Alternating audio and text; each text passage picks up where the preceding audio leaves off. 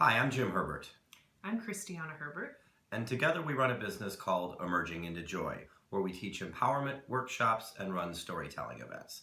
And we're here today to tell you the story of an amazing woman named Kelly, a friend of ours. And this is chapter 1. I met Kelly on the Friday before Mother's Day just this last year, and I'll always remember it because I was walking to the post office to mail Mother's Day cards to our two mothers. As I walked towards the post office, I saw Kelly standing on the street corner with a black rollaway suitcase and a sign that said she was looking to get $18 so she could change her bus ticket.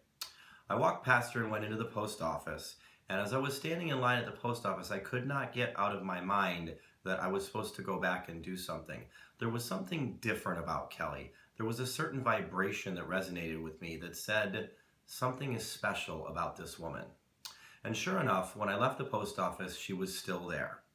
So as I approached her, I had a $5 bill concealed in my hand, and I walked up to her and I said, "So where are you trying to go?" And she told me she was heading towards California.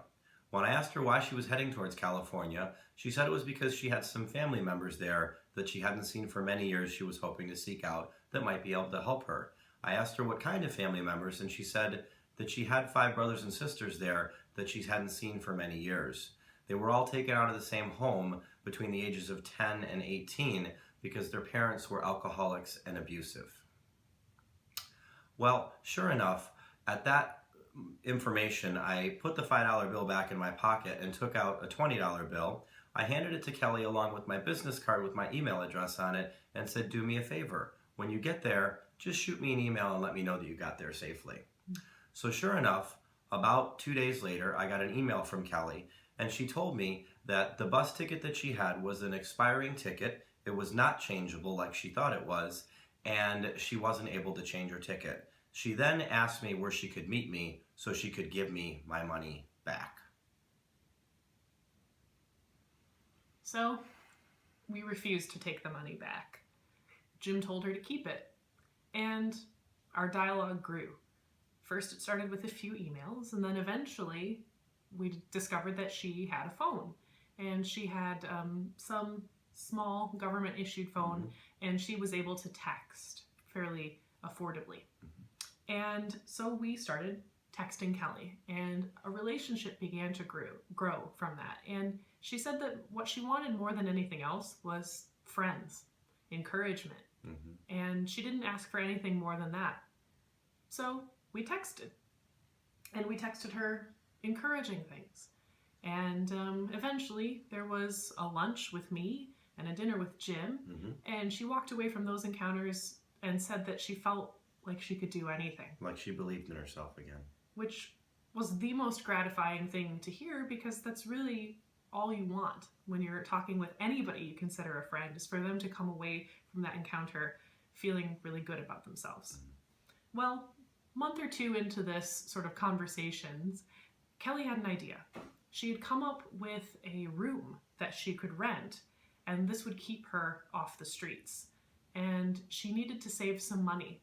It was going to be about $200 a month, and she needed a down payment of $200 for that first month to get in. And she had been able to save up money in the past. She had saved money, for that bus ticket to go to LA. And her idea, which continues to blow me away, Absolutely. was that she was going to beg for money during the day.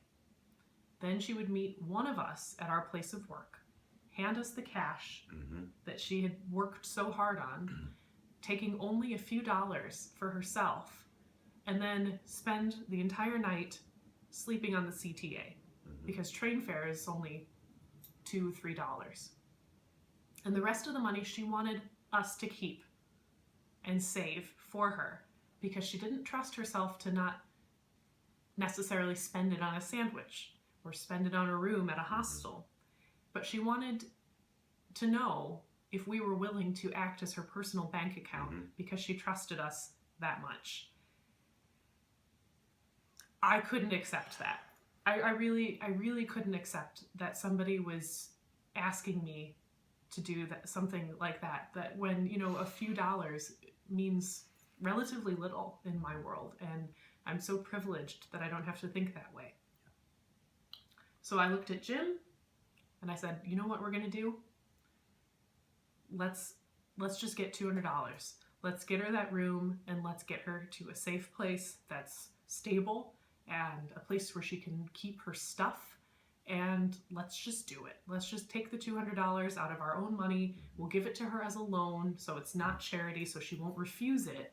And we'll just say, hey, instead of using us as your bank account and sleeping on the train where you're not going to be safe, take this $200, do whatever it is, get Streetwise, whatever, and you can just pay us back instead of saving the money. Mm-hmm. So it was a Saturday in the late spring, I remember, and we texted her and told her what we wanted to do. She said, are you sure? And we said yes. And she said, when can you do it? Can you do it early next week? And we said, actually, we can do it today. So we drove down to meet Kelly, and we went to a neighborhood that we would not normally go to. In fact, Kelly herself texted us and says, you might not want to come to this neighborhood. Based on the rate of the room, you might assume that it's not a particularly good neighborhood, but we knew that we wanted to meet her again face to face, and we wanted to see where she was going to be staying. So that day we went down to the place where she was going to be staying, and we paid the $200 to the very nice man and his mother who owned the home, and gave it to Kelly at a discounted rate because they also believed in her.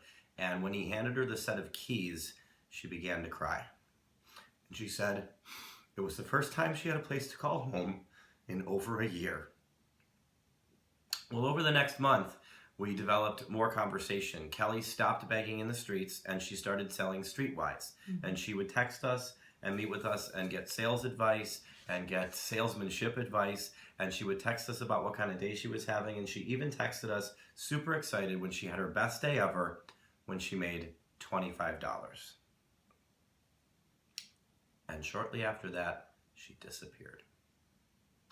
A few days passed with no word, and it was very difficult for us. We didn't know exactly what was happening because at that point we had daily contact with Kelly. Mm-hmm. And then we got an email after those fewer days, which told us that she had been mugged on the way home after selling Streetwise, that they had stolen her backpack, her phone, all the money she had made that day, and she was left with nothing, and she had to go to the hospital because she was beaten fairly badly during the attack. So she wound up in a hospital all the way out in the suburbs. And, at least she was safe temporarily. And her first instinct was to tell us, don't worry, I'm going to get that money back to you. Absolutely. Of course we said, don't worry about that. Like I couldn't have cared less about that. It was the last thing on my mind. I was mostly concerned that my friend was going to be safe and sound. Absolutely. Well, there are more chapters. There's more chapters of the story, especially where it comes to the story of why Kelly is homeless in the first place. Mm-hmm. As for right now, she's just been released from the hospital after a mild stroke that temporarily took her ability to walk. And she's been in rehab, relearning how to walk, and she now still walks with assistance and is doing physical therapy. All we want to do is help Kelly to build a bridge between where she's been and where she'd like to go. Mm-hmm. She just recently told us that what she wants to do is to tell her story and to help other people who are in the same position.